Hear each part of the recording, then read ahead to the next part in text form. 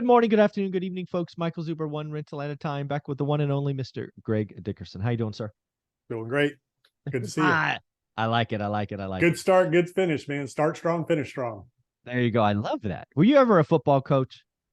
No, other sports. I had girls, all girls. So softball, soccer, basketball. I like it. You definitely strike me as somebody who'd be an But I amazing coached them like coach. football. I'm like, there ain't no crying in sports. I don't want to hear. I don't want to see a tear unless you're bleeding. Yeah, that's right. We got broken bones or blood, maybe, but that's it. No, it was fun. We That's had a fun. good time. That's funny. That's amazing. You're a great dad, great coach. I got to ask you, we had a surprising, or at least to me, surprisingly low CPI reading last week, at which point the indices, the stock market risk on is what it appeared like. I have my suspicion that there might be something subtle happening underneath. But I wanted to ask you, what do you think about Thursday, Friday? Maybe it was Wednesday, Thursday, Friday stock market rally after the CPI reading. What'd you see in there? Yeah. Nice bear market rally. We're still in a bear market. It was driven by the algorithms and technicals that had that plugged in. I think a lot of people were surprised by the lower read, and I don't think it was an accurate read. I think we're going to find out that, the core elements are still a problem. So, but anyways, it did come down a little bit lower. A couple of the Fed members, were saying we see softening potentially, but what they're saying is slowing the pace of the hike. They're still saying we got 50 in December. Yes. So all of that, though, just like we saw back in was it July, when we had that nice rally, same kind of thing. It's all driven by the hopes of a Fed pivot and algorithmic. Then you get some short covering, and it can get some momentum like we saw, but it was mainly the Dow that really took off. The S&P and NASDAQ had a normal kind of, I don't know, 10, 15%. The Dow popped up another 20, I think. So that's been your flight to safety. The big thing that was interesting is the dollar. The dollar sunk That rolled big over. time. Yeah. Wow. And, treasury yields dropped, but that's all risk on, like you said, versus risk off. And, the dollar's rebounding a little bit today. So are bonds and things like that. And stocks are retreating. But, the Fed is now coming back out and saying, wait a minute, we're you guys are misreading us again. It's not time to get all excited. And I actually have quotes from Fed Waller this morning. He was quoted. I think this is who you're referring to. Number one quote: everyone should take a deep breath, calm down. We have a ways to go. He's like, guys, what are you doing? yeah, it came down what 0.4% or whatever, and we're still at almost 8%. Yeah, that's not good news. Don't celebrate 7-7. That's not good. And what the Fed's reiterating is we have much higher to go. Our target's what 5.5. We got to get there. We might slow the way and the pace to which we get there if we see improvement. Again, we've got another read in December before the next Fed meeting. So if that comes out softer and the Fed can start stepping down, then you might see the market be able to put a base in. But you're not going to see a return to all-time highs right now without, because again, we're still pulling liquidity out of the system. We're still, the Fed wants tightening financial conditions, and the lower dollar leads to higher inflation. So that's not a good thing either. The Fed wants a strong dollar because that's going to keep inflation at bay. So that's their number one job. They got to get after it. Employment is still too strong. The GDP is, was still growing. We're going into the holidays when a lot of people spend, a lot of people travel. So, I don't think we're going to see, really, things really land until, like I said, Q1, Q2 next year. We can really start to get in there and say, see what layoffs look like. Because a lot of people aren't going to get laid off till after the first of the year. They're going to get carried through the holidays and they get severance and all that. So it's too early to call, return to normal right now. But nice bear market rallies. If you go back and look at all the bear markets we've had in the history, you get some nice 10, 20% rallies.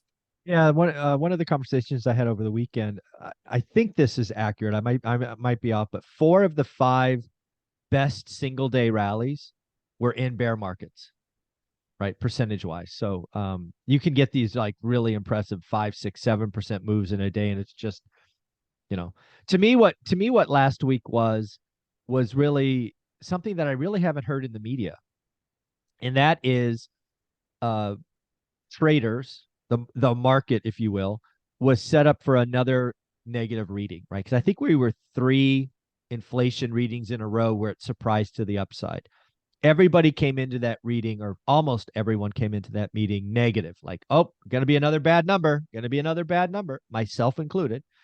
And it went the other way. So I think what happened is I think there was a lot of people short. I think there was a lot of people that had puts. And anytime you have that kind of situation, it's kind of a race to get out, and that can cause some really wild increases. That's what I think happened. Any thoughts on that? Yeah, exactly. And I was the same way. I thought, it was going to be equal to or maybe a little bit higher, not Yeah, exponentially, not but exponentially. Yeah, me personally, I haven't seen anything come down. I just don't understand where they're even food. They're saying food came down. I'm not seeing that. I'm seeing I'm food not seeing continue to that go either. up. Yeah, yeah. Yeah, it doesn't make any sense. So I don't know where they're getting their numbers, and who knows what that was all about. But and so the other good news. So some of the things that can where you need to be to put a bottom is you need inflation to start coming down. You need the Fed to signal that we can slow the pace. But again, they're not going to stop till inflation is down to their target, which ultimately is probably going to be about 2.5%, 3%. I don't know how they're going to get it down to 2% next year, but a lot of people seem to think that's possible. Yeah. Goldman Sachs came out today and said they think it'll be there by the end of 2023. I don't see it. I don't. We're going to talk It about could that in be. video too. But Yeah, wow, we'll talk I about don't that see it. then. So you need inflation to peak. You need it to start, backing up in a meaningful way where the Fed can take the foot off the gas. And then you can start putting your bottom in for longer term growth. And the sooner that happens, the better. But markets have priced in inflation, markets have priced in interest rate, risk. They haven't priced in a recession. So until we get to next year, we're not going to understand what that looks like, how deep, how long, and all that. So the markets can bottom and start putting that base in. And I mean, they could bottom from here. So again, I don't know what's going to happen. I just know what can happen, and I know what's likely to happen. And we're still in a risk off Fed tightening cycle. They do not want loose financial conditions. They're not happy about this rally. Oh, they're not happy. Fed Waller's not happy. Take a deep breath. I mean, that's a pretty clear indication. Yeah. That yeah, it's pretty clear. Yeah, the other thing that is really going on is we started to see significant layoffs, right? We've had layoffs in mortgage, we've had layoffs in real estate industry. We've had a couple of I heard about layoffs in trucking just the other day, but we obviously had our first big tech layoff. Meta last week announced, I think it was 11,000. Um, I don't know about you, but I think there's a lot more tech layoffs. I think this is going to be a white collar led recession. What do you think about that? Yeah. And I mean, like all the real estate tech companies are laying off. Other tech companies are freezing hiring, cutting jobs, especially in the crypto industry. So yeah, and we haven't seen it in housing yet. So in terms of construction, things like that, again, you probably won't see that at scale till to the end of the year. You get into next year where you're going to start potentially seeing some of that. So yeah, interesting times right now. And, we just don't know until we get through the holidays and get into next year what all that's going to look like. That's the problem. We just don't know. Yeah. So at the end of the day, kind of wrapping up the discussion of the Fed, I think what the Fed is clearly communicating to us, it's actually pretty clear Fed speak, right? Greenspan was the classic of saying lots of word salad and nobody can understand it. I think Powell's team's doing a decent job of being relatively clear. I think what they're telling us is they're going to slow down, i.e., not no longer 75. They're going to try smaller increments. Second, they're going to go higher, right? Their last I don't know. I call it a forecast. They call it something else. Was a high of 4.6. I think that's going higher. And then I think the big thing that the market really hasn't priced in. I don't think the market. I think the market gets the first two. I don't think the market believes that the last one, which is they're going to stay there longer, right? I think the Fed's desire are no cuts in 2023. I don't think the market believes that.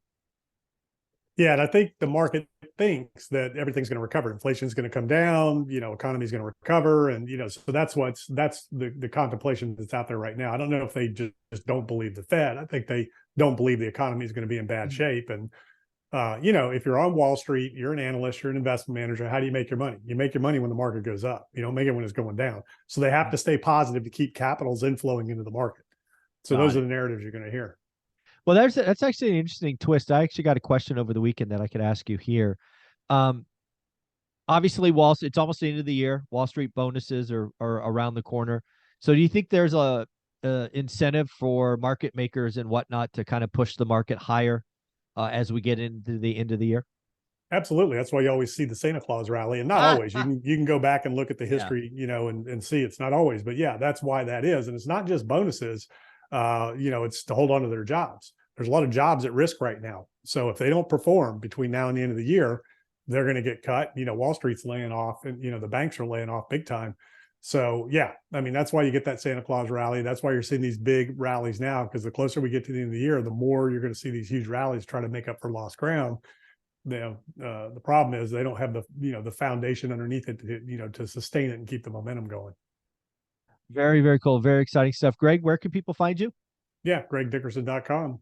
Go check it Awesome. out. Thank you.